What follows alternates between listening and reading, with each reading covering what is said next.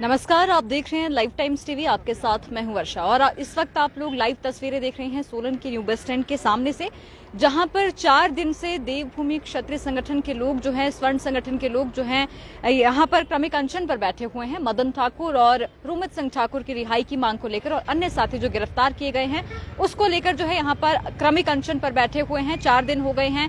आइए इन्हीं से जानते हैं कि अब ये हड़ताल इनकी कब तक रहने वाली है, ये अनशन कब तक जारी रहेगा और आगे के लिए ये लोग क्या प्लानिंग कर रहे हैं। तो सबसे पहले आपका लाइव टाइम्स टीवी में बहुत स्वागत है। धन्यवाद मैम जी, तो जिस तरह से अभी आपको 4 दिन हो गए हैं यहाँ पर इस क्रमिक अनशन पर बैठे हुए, अभी तक क्या आपकी कोई बातचीत प्रशासन से, क्या लगता है आपको कि आपके इस क्रमिक अनशन से रूमित ठाकुर, मदन ठाकुर और बाकी जितने आपके साथी गिरफ्तार किए गए उनकी रिहाई होगी? उम्मीद तो यही है सरकार से कि कहीं ना कहीं जो अभी तक अनदेखी कर रही है, स्वर्णों की प्रताड़ित कर रही है, कहीं ना कहीं सुन लेगी हमारी भी। तो शायद उम्मीद करते हैं कि अगर सरकार सोचे इस विषय में तो हो भी सकते हैं रिहा। जी, तो अभी तक 4 दिन हो गए हैं, कोई रिस्पांस प्रशासन की तरफ से, कोई बातचीत आप लोग कर रहे हो? नहीं, अभी तक तो इसी कोई भी हमारे पास ना आया है, ना इस विषय में किसी ने हमारे से बात की है, ना कोई किसी ने इस मुद्दे को आगे उठाया है सिवाय मीडिया के। जी, तो अभी ये आपका जो क्रमिक अनशन है, अभी 4 दिन हो गए हैं, अब कितने दिन तक ये आगे जारी रहने वाला है? जब तक हमारे भाई बाहर नहीं आते, हमारे जितने भी योद्धा झूठे केसों में अंदर किए हैं, जब तक वो बाहर नहीं आते तब तक हम अनशन पे बैठे रहेंगे और हो सकता है इसको आमरण पे भी लेके जाएं। जी, तो अभी आप कितने लोग हैं? क्या रोज यही लोग होते हैं या फिर रोज शिफ्ट चेंज की जाती है लोगों की अनशन के लिए? नहीं, देखो ऐसा है ना, क्रमिक अनशन पे बैठे हैं तो 24 घंटे के लिए हमारे 4 या 5 लोग क्रमिक अनशन में बैठते हैं। जो अनशन पे जैसे आज 10 बजे बैठते हैं तो कल 10 बजे वो लोग उठेंगे, फिर अगली टीम उसमें अनशन पे बैठ जाती है। तो इसमें आप लोग खाना वगैरह ले रहे हैं या फिर खाना खा रहे हैं? नहीं, खाना खुना जो अनशन पे बैठेंगे ना 4 लोग, उनका तो खाना पीना बिल्कुल है, पानी पी सकते हैं, बाकी खाना खुना उनका कुछ नहीं है। तो ऐसे कौन कौन से लोग हैं जिन लोगों ने खाना बिल्कुल नहीं खाया है? 4 दिन हो गए हैं आपके इस अनशन को। नहीं, क्रमिक अनशन है ना, तो इसमें लोग चेंज हो रहे हैं डेली। आज के लोग हमारे हैं, देखो अच्छी बात। तो ठीक है, सरकार से अभी आपने कोई बातचीत या कोई प्रस्ताव दिया हो सरकार को अभी भी मांग के लिए? क्योंकि आप लोग जो है इस तरह से भी जिस तरह से बैठे हैं अनशन पर और अभी तक कोई भी बातचीत नहीं हुई है, रूमित सिंह के रिहाई की या फिर मदन ठाकुर की रिहाई की कोई भी बातचीत नहीं हुई है? नहीं हुई। हमने तो ज्ञापन भी दिया है डीसी के थ्रू, राज्यपाल जी को हमने ज्ञापन दिया है कि इसमें उनको जो केस मुकदमे हैं उनको खारिज किया जाए और हमारे लोगों को बाहर किया जाए, पर अभी तक इसमें हमारे को तो कोई सुनवाई हुई नहीं है। यहीं बैठे हैं सड़कों पे। जी, तो बाकी जगहों पर भी क्या ये अनशन हो रहा है? क्योंकि सोलन में तो आप लोग बैठे हुए हैं, बाकी जगहों पर भी क्या कोई लोग बैठे हैं? हाँ जी, सिरमौर में बैठे, पूरी डिस्ट्रिक्ट में बैठे, सोलन डिस्ट्रिक्ट में ही 3 जगह पे अनशन में बैठे हैं। जी, तो अभी किस तरह का ये अनशन जाने वाला है? क्योंकि अभी तो आप लोग शांत रूप से बैठे हुए हैं, क्योंकि जिस तरह से आपके नेताजी हैं, रूमित ठाकुर जी हैं, मदन ठाकुर जी हैं, अभी गिरफ्तार हैं, तो आप लोग काफी शांत दिख रहे हैं और ये जो आपका अनशन है, क्रमिक अनशन चल रहा है, काफी शांत स्वभाव का चल रहा है। क्योंकि इससे पहले 2 बार हम शिमला में देख चुके हैं आप लोगों की रैलियां। हाँ जी, जो आपने रैलियां देखी ना, शुरुआत किसी भी आंदोलन की हमने शांतिप्रिय तरीके से ही की थी। आयोग के लिए भी जब हमने इस बात को, मुद्दे को उठाया था, आयोग की मांग की थी, तो शांतिप्रिय तरीके से इसी तरह से अनशन पे बैठ के, भूख हड़ताल पे बैठ के, आमरण अनशन पे आके पहले ये किया था। फिर जब सरकारों ने मांग हमारी नहीं मानी तो उसके बाद आपने देख लिया है शिमला, धर्मशाला। उसके बाद नेचुरल सी बात यही आगे होगा अगर हमारी बात नहीं सुनी किसी ने। पर अगर भी हम कोशिश कर रहे हैं कि शांतिप्रिय तरीके से ही अगर ये सब कुछ ठीक हो जाता है तो हमें उस रास्ते पे जाने की जरूरत ना पड़े।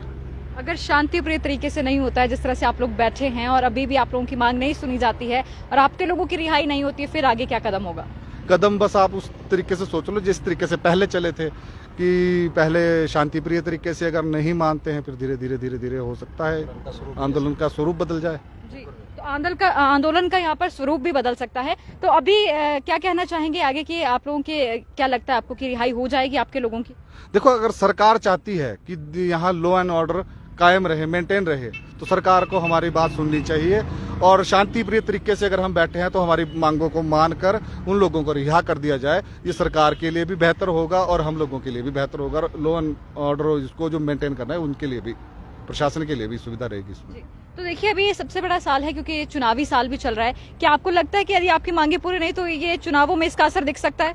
बिल्कुल बिल्कुल लगता है आपको कि जिस तरह से हमारे को प्रताड़ित किया जा रहा है, आज पूरा स्वर्ण समाज सड़कों पे बैठ रहा है, सड़कों पे सोया है। हमारी सरकार हमारे लिए कर क्या रही है, हमारे लोगों को अंदर कर रही है, तो इसमें नेचुरल सी बात है कि दिख रहा है कि आगे विरोध होगा इस चीज का।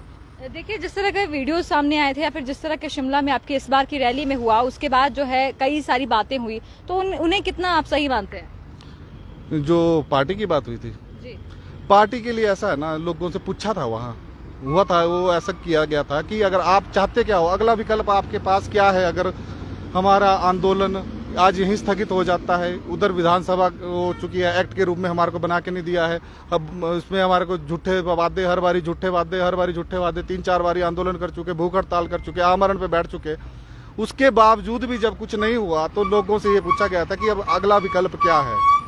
तो जो मैं मानता हूँ विकल्प लोगों से पूछा गया था, और लोग ही इस बात को डिसाइड करेंगे कि अगला विकल्प क्या होगा। अगर पार्टी बनाने के लिए लोग बोलेंगे कि हम सरकार ही अपनी बनाएंगे या इलेक्शन ही हम लड़ना चाहते हैं, तो उसके लिए भी संगठन तैयार है।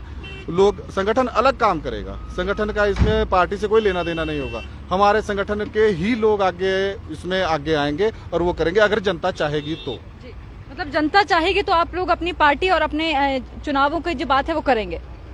अगर लोग चाहते हैं, अभी ऐसा कोई वो नहीं है। क्या पहले से आप लोगों ने सोचा था कि इस तरह की पार्टी की बात होगी, चुनाव लड़ने की बात होगी? वहाँ ऐसा कुछ नहीं हुआ था कि हमने पहले से सोच के चले थे। वो कुछ लोग वहाँ जो बैठे थे, उन्हीं लोगों ने किया कि हमें इलेक्शन लड़ना है, वहीं से आवाज उठी और वहीं से लोगों को कुछ लोगों ने ये बोला कि पार्टी बननी चाहिए, कुछ लोगों ने ये बोला कि नहीं बननी चाहिए। वहीं से एक मुद्दा उठा था, और ये अभी शायद ठीक भी है। अगर जैसे अब आम लोगों की बात करें तो हमारे पास अगर कोई विकल्प नहीं बचता तो हमें आगे क्या करना चाहिए, ये पब्लिक ही डिसाइड करके हम लोगों को बताएगी कि अब क्या करें आगे। जी, क्योंकि जिस तरह से उस टाइम ये बात हुई थी, एकदम से ये बीच में आवाज उठी कि पार्टी और चुनाव लड़ने की बात उठी, तो इसमें कहीं ना कहीं लोगों के दिलो दिमाग में ये आ गया कि हम तो अपने हक की लड़ाई लड़ रहे हैं, राजनीति नहीं करना चाहते हैं।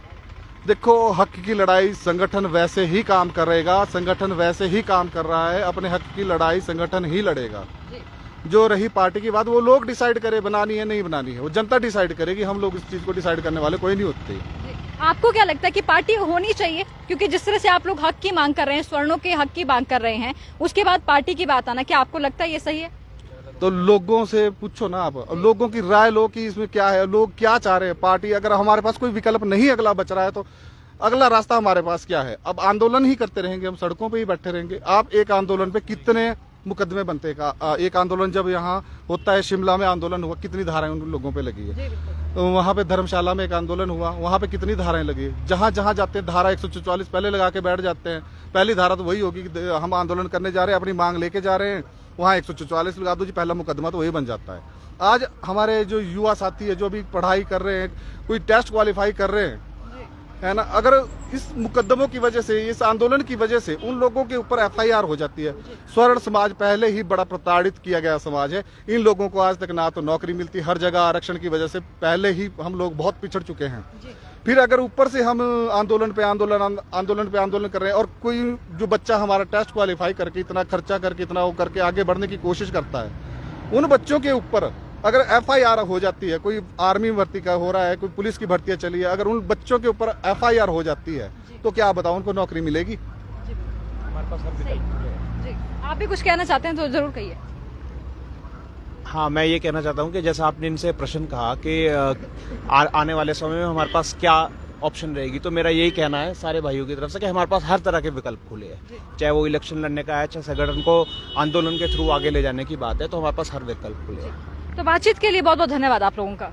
धन्यवाद मैम। जी, तो देखिए, जिस तरह से स्वर्ण आयोग और देवभूमि क्षत्रिय संगठन की मांग लगातार बनी आ रही है। पहले स्वर्णों को हक देने की मांग, क्योंकि जिस अगर बात करें सामान्य जाति के बच्चों की बात करें तो उन्हें काफी सारे कंपटीशन जो है आगे देखने पड़ते हैं, और उसके बाद भी कई बच्चे ऐसे होते हैं जो मेहनत करते हैं और उस तरह की नौकरी नहीं हासिल कर पाते हैं, क्योंकि कोटा जो है एक सिस्टम हमारे चला रहता है। इस वजह से स्वर्ण के बच्चों को जो है काफी सारी दिक्कतों का यहाँ पर सामना करना पड़ता है। वहीं आपको एक तस्वीर में ये भी दिखाना चाहूंगी कि हमारे बीच में एक बुजुर्ग यहाँ पर आप देख सकते हैं तस्वीरों में। मैं उनके पास जाकर उन्हें डिस्टर्ब नहीं करूंगी, क्योंकि वो लगातार पाठ कर रहे हैं यहाँ पर, और रूमित सिंह जी और मदन ठाकुर जी और साथ ही साथ जो अन्य साथी गिरफ्तार हुए हैं, उन लोगों की रिहाई के लिए जो है लगातार ये पाठ कर रहे हैं। तो देखिए, यहाँ पर आप देख सकते हैं देवभूमि और जितने भी स्वर्ण संगठन के लोग हैं वो यहाँ पर बैठे हुए हैं। 4 दिन हो चुके हैं इनको इस क्रमिक अनशन पर बैठे हुए।